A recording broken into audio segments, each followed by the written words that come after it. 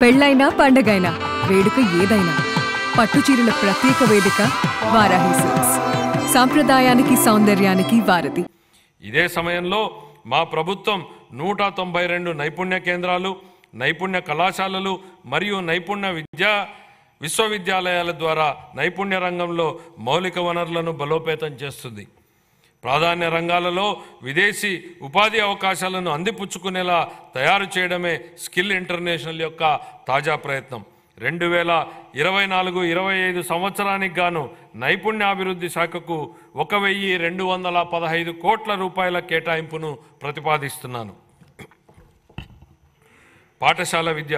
ప్రభుత్వం మరియు ప్రైవేటు పాఠశాలలో 1వ తరగతి నుంచి 12వ తరగతి వరకు చదివే పిల్లల తల్లులకు తల్లికి వందనం పథకం ద్వారా ఆర్థిక సహాయాన్ని అందిస్తూ మా ప్రభుత్వం సూపర్ 6 హామీని నెరవేరుస్తుంది. పేదరికం కారణంగా ఏ పిల్లవాడు విద్యకు దూరం కాకూడదు అనేది ఈ పథకం లక్ష్యం. ఇందుకే మధ్యలో చదువు మానేసిన పిల్లల సంఖ్యను గణనీయంగా తగ్గించడానికి సహాయపడుతుంది. పాఠశాలలలో మౌలిక సదుపాయాలను, విద్యార్థుల అభ్యసన ఫలితాలను మెరుగుపరిచేందుకు మా ప్రభుత్వం సమగ్ర సంస్కరణలు చేపడుతోంది.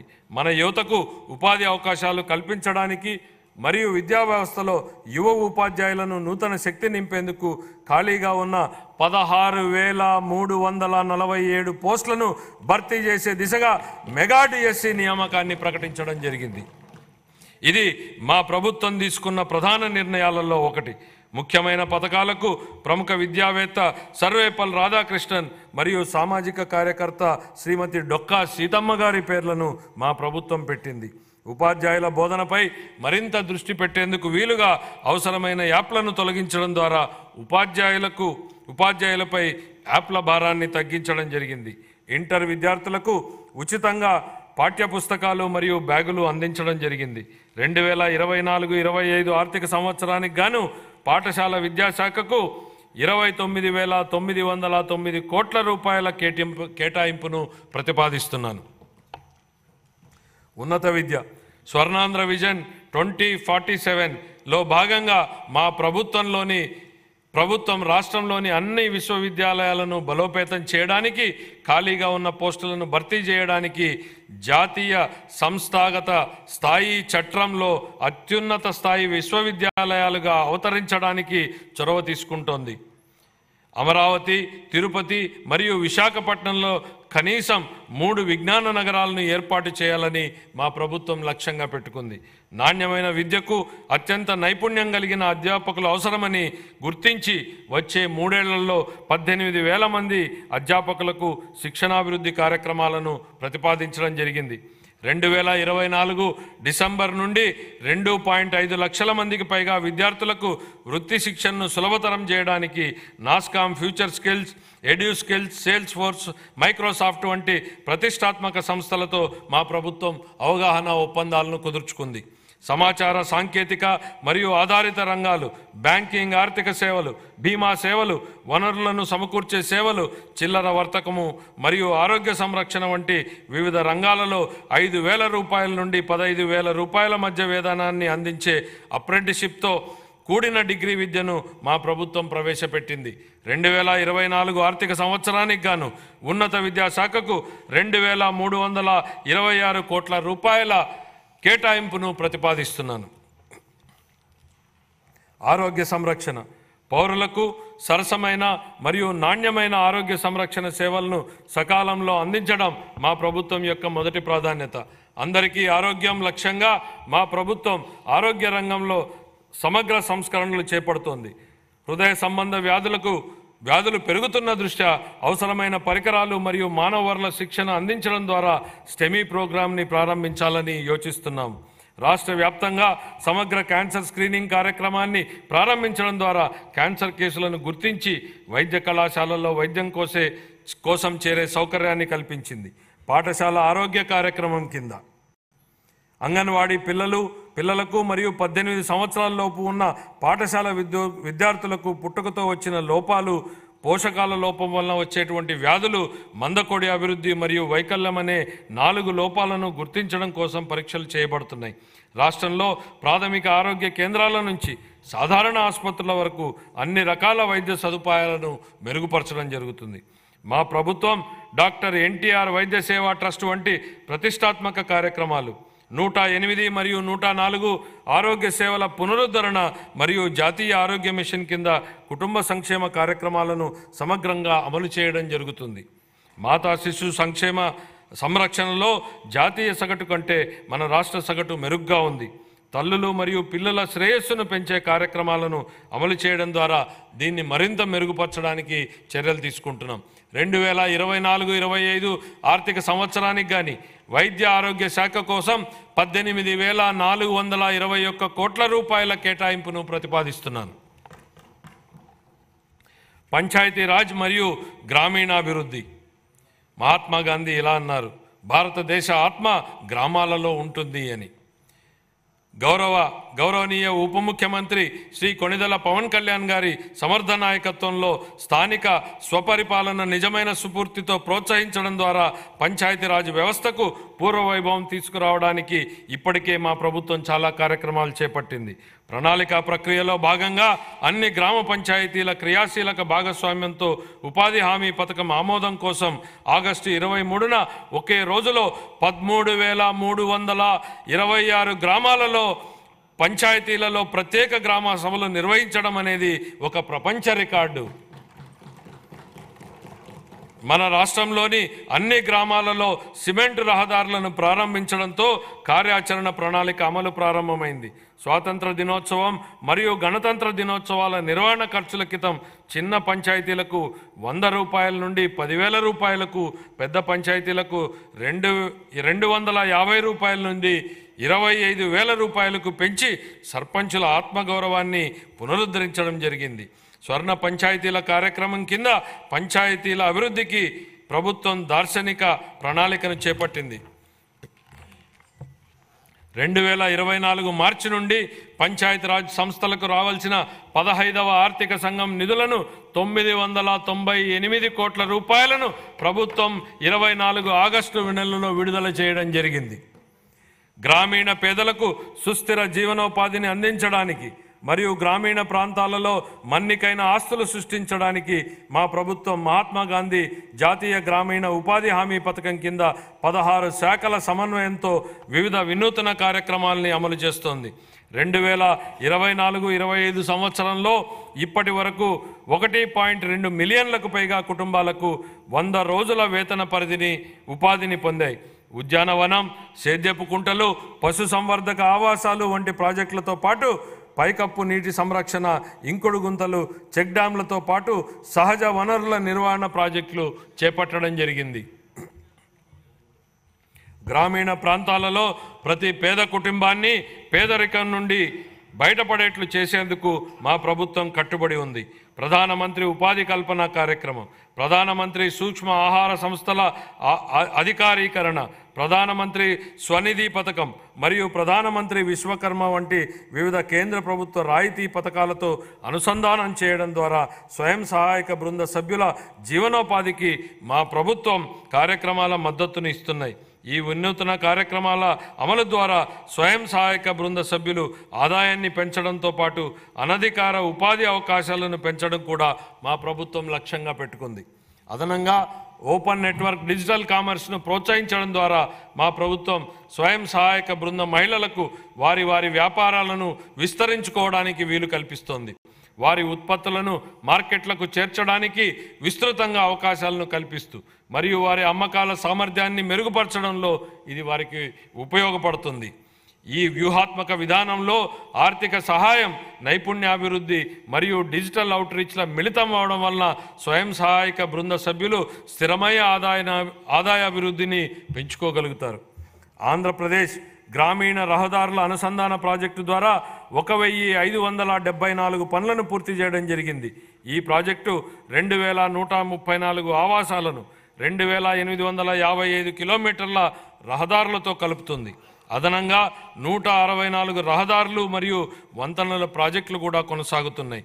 2024 ఆర్థిక సంవత్సరానికి గాను పంచాయతీరాజ్ గ్రామీణాభివృద్ధి శాఖకు 16,739 కోట్ల రూపాయల కేటాయింపును ప్రతిపాదిస్తున్నాను.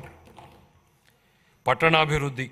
గత ప్రభుత్వ హయాంలో పట్టణ ప్రాంతాలు తీవ్ర నిర్లక్ష్యానికి గురయ్యాయి. రాష్ట్ర వ్యాప్తంగా పురపాలక సంఘాలలో పారిశుద్ధ్యం లోపించింది మరియు వ్యర్థాల నిర్వహణ లోపం వలన టన్నుల కొద్దీ వ్యర్థాలు మరియు పూడిక పేరుకుపోయాయి. మా ప్రభుత్వం ప్రణాళికాబద్ధంగా సుస్థిర పట్టణాభివృద్ధికి కట్టుబడి ఉంది. విశాఖపట్నం, కాకినాడ, విజయవాడ, గుంటూరు, తిరుపతి, కర్నూలు తదితర ప్రధాన నగరాలను అభివృద్ధి చేయనున్నాం. 50,000 నుంచి 99,999 మంది జనాభా ఉన్ని రెండో తరగతి పట్టణాలకు భౌగోళిక సమాచారక వ్యవస్థ GIS ఆధారిత బృహత్తర ప్రణాళికలను రూపకల్పనకు శ్రీకారం చుట్టడం జరిగింది. అమృత్ 2 కింద జలవనరుల పునరుద్ధరణ, మురుగునీటిని శుద్ధి చేసి తిరిగి వినియోగించుకోవడం, వర్షపు నీటి సంరక్షణతో పాటు ప్రజలందరికీ సురక్షిత నీటిని సరఫరా చేయాలని మా ప్రభుత్వం భావిస్తోంది. అన్ని పట్టణ ప్రాంతాలలో పట్టణ మౌలిక సదుపాయాలు మరియు అత్యవసర సేవలకు సేవా స్థాయి ప్రమాణాలను సాధించడానికి ప్రణాళికలు రూపొందించబడ్డాయి. 5 ఏళ్లుగా కనుమరుగైన రాష్ట్ర కళల రాజధాని అమరావతి నేడు రూపుదిద్దుకుంటోంది. ప్రపంచ స్థాయిలోనే అత్యుత్తమ మౌలిక సదుపాయాలు, పెట్టుబడులు మరియు ఉద్యోగాలకు ప్రపంచ స్థాయి గమ్యస్థానంగా అమరావతి మారబోతోంది. అత్యంత నివాసయోగ్యమైన, సమర్థవంతమైన మరియు సుస్థిరమైన హరిత నగరంగా అమరావతిని తీర్చిదిద్దేందుకు మా ప్రభుత్వ ప్రణాళికలు దోహదపడ్డాయి. రాజధాని నగరంలో మౌలిక సదుపాయాలు అభివృద్ధి చేయడానికి మా ప్రభుత్వం కేంద్ర ప్రభుత్వం ద్వారా బహుళ పాక్షిక నిధుల సంస్థల నుండి 15,000 కోట్ల రూపాయల నిధులను పొందడం జరిగింది. పట్టణ ప్రాంతంలో నివసిస్తున్న నిరుపేదలకు సరసమైన ధరలకు ఆహారాన్ని అందించడంతో మా ప్రభుత్వం మొత్తం 123 పట్టణ ప్రాంతాల పరిధిలో 204 అన్నా క్యాంటీన్లను ఏర్పాటు చేయడం జరిగింది. గ్రామీణ ప్రాంతాల్లో కూడా 158 అన్నా క్యాంటీన్లను ఏర్పాటు చేయడానికి ప్రణాళికలు సిద్ధం చేయడం జరిగింది. 2024-25 ఆర్థిక సంవత్సరానికి పురపాలక పట్టణాభివృద్ధి శాఖకు 11,490 కోట్ల రూపాయల కేటాయింపును ప్రతిపాదిస్తున్నాను. గృహ నిర్మాణం 2029 నాటికి అందరూ ఇళ్లు నిర్మించి ఇవ్వాలన్న మా ప్రభుత్వం కృతనిశ్చయంతో ఉంది.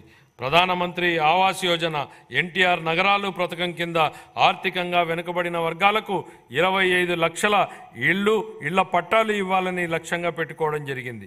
ఈ నిర్ణయం ఆర్థికంగా వెనుకబడిన వర్గాల సంక్షేమ కార్యక్రమానే కాకుండా రాష్ట్ర ఆర్థిక కార్యకలాపాలకు కూడా ఊతమిస్తోంది. ఈ కార్యక్రమం కింద ఇంటి స్థలాన్ని కానీ పక్కా ఇళ్ళు లేని వారికి ఇళ్ల స్థలాల పట్టాలు మంజూరు చేయడం జరుగుతుంది. ప్రధానమంత్రి ఆవాస్ యోజన కింద 6.9 లక్షల ఇళ్ళు, ప్రధానమంత్రి ఆవాస్ యోజన కింద 1.79 లక్షల గ్రామీణ ఇళ్లను పూర్తి చేయాలని ప్రతిపాదించడం జరిగింది. ప్రధానమంత్రి జన్మన్ పథకం కింద నిస్సహాయ గిరిజన సమూహాల కోసం 15,000 పైగా గృహాలను పూర్తి చేయాలని ప్రతిపాదించడం జరిగింది. అన్ని శాఖల సమన్వయంతో హౌసింగ్ లేఅవుట్లలో మౌలిక సదుపాయాలను అభివృద్ధి చేయడానికి మా ప్రభుత్వం కట్టుబడి ఉంది. 2024-25 ఆర్థిక సంవత్సరానికి గృహ నిర్మాణ శాఖకు 4,012 కోట్ల రూపాయల కేటాయింపుని ప్రతిపాదిస్తున్నాను. జలవనరుల నిర్వహణ, సాగునీటి రంగాన్ని గత ప్రభుత్వం పూర్తిగా నిర్లక్ష్యం చేసింది. వంశధార స్టేజ్ 2, హంద్రీనీవా సుజల స్రవంతి 2వ దశ, వెలుగొండ ప్రాజెక్టు, తోటపల్లి బ్యారేజు, గజపతి నగరం బ్రాంచ్ కెనాల్, చింతలపూడి ఎత్తిపోతల పథకం, Pulichintala, Gundlakamma reservoir, Somasila Swarnamukhi link canal వంటి సాగునీటి ప్రాజెక్టుల్లో ఏ ఒక్కదానిలోనూ పురోగతి లేదు. పోలవరం విషయంలో కేంద్ర జలశక్తి మంత్రిత్వ శాఖకు చెందిన పోలవరం ప్రాజెక్టు అథారిటీ సలహాలను పట్టించుకోకుండా నిర్మాణ కీలక దశలో ఉన్నప్పుడు ఏజెన్సీని హఠాత్తుగా మార్చడం వలన డయాఫ్రమ్ గోడ కూలి ప్రాజెక్టు నిర్మాణంలో తీవ్ర జాప్యం జరిగింది. ప్రాజెక్టు ప్రయోజనాల కోసం ఏళ్ల తరబడి ఎదురు చూస్తున్న ఆంధ్ర, ఉత్తరాంధ్ర మరియు రాయలసీమ వాసులకు ఈ జాప్యం కలవరపెడుతోంది. మా ప్రభుత్వం సాగునీటి రంగానికి అధిక ప్రాధాన్యతనిస్తూ ప్రతి పొలానికి నీటిని తీసుకెళ్లాలనే లక్ష్యంతో సమగ్ర నూతన జల విధానాన్ని రూపొందించడం జరుగుతోంది. రాష్ట్రాన్ని కరువు రహిత రాష్ట్రంగా తీర్చిదిద్ది త్రాగు మరియు సాగు మరియు పారిశ్రామిక అవసరాలకు నీటి భద్రతను కల్పించేందుకు కార్యాచరణ ప్రణాళికలు రూపొందించడం జరిగింది. పోలవరం జాతీయ నీటిపారుదల ప్రాజెక్టును త్వరితగతిన పూర్తి చేయడం మా ప్రభుత్వ మొదటి ప్రాధాన్యత. చింతలపూడి ఎత్తిపోతల పథకం, బొడ్డేపల్లి రాజగోపాలరావు వంశధార ప్రాజెక్టు రెండవ దశ, Poola Subbaiah Veligonda project, Handri Neeva Sujala Sravanthi project, Tungabhadra high level canal వ్యవస్థ మెరుగుదల, చిన్న నీటిపారుదల, వాటర్ షెడ్, భూగర్భ జలాల నిర్వహణతో సహా నిర్మాణంలో ఉన్న అన్ని ప్రాజెక్టులను పూర్తి చేసేందుకు మా ప్రాజెక్టు కట్టుబడి ఉంది. వీటితో పాటు అదనంగా భవనాసి చెరువు మార్పిడి ప్రాజెక్టును మరియు మహేంద్ర తనయ ఆఫ్షోర్ ప్రాజెక్టును చేపట్టాలని మా ప్రభుత్వం భావిస్తోంది. గోదావరి, పెన్న, నాగావళి వంశధార నదులను అనుసంధానం చేయడం ద్వారా రాష్ట్ర వ్యాప్తంగా నీటి భద్రతను కల్పించాలని భావిస్తోంది. 2024-25 ఆర్థిక సంవత్సరానికి జలవనరుల శాఖకు 16,705 కోట్ల రూపాయల కేటాయింపును ప్రతిపాదిస్తున్నాను. పరిశ్రమలు మరియు వాణిజ్యం, పారిశ్రామిక అభివృద్ధికి అనువైన వాతావరణాన్ని కల్పించడంపై మా ప్రభుత్వం దృష్టి సారించింది. పెట్టుబడిదారులను మరియు ఔత్సాహిక పారిశ్రామికవేత్తలను ప్రోత్సహించి తద్వారా వివిధ రంగాలకు ఉపాధిని కల్పించే దిశగా నూతన విధానాలను రూపొందించడం జరిగింది. మా ప్రభుత్వం ఆంధ్రప్రదేశ్ పారిశ్రామిక వృద్ధి పాలసీ 4 తీసుకురావడం జరిగింది. ఆంధ్రప్రదేశ్ సూక్ష్మ మరియు చిన్న మధ్య తరహా అభివృద్ధి పాలసీ 4 తక్షణమే ఉపయోగించుకునేట్లుగా ప్రైవేటిక పారిశ్రామిక వాడల ఏర్పాటుకు ఒక ప్రత్యేక విధానం, ఆంధ్రప్రదేశ్ ఫుడ్ ప్రాసెసింగ్ 4వ పాలసీలను మా ప్రభుత్వం తీసుకురావడం జరిగింది. ఈ విధానాలలో పోటీతత్వ ప్రోత్సాహక పద్ధతిని ప్రవేశపెట్టగా దీనికి పారిశ్రామిక రంగం నుండి సానుకూల స్పందన వచ్చింది. మన రాష్ట్రాన్ని పెట్టుబడుల గమ్యస్థానంగా మార్చేందుకు పెట్టుబడిదారులలో మా ప్రభుత్వం మళ్లీ ఆసక్తిని పెంచింది. 2024-25 ఆర్థిక సంవత్సరానికి పరిశ్రమలు వాణిజ్య శాఖకు 3,127 కోట్ల రూపాయల కేటాయింపును ప్రతిపాదిస్తున్నాను. ఇంధన రంగం,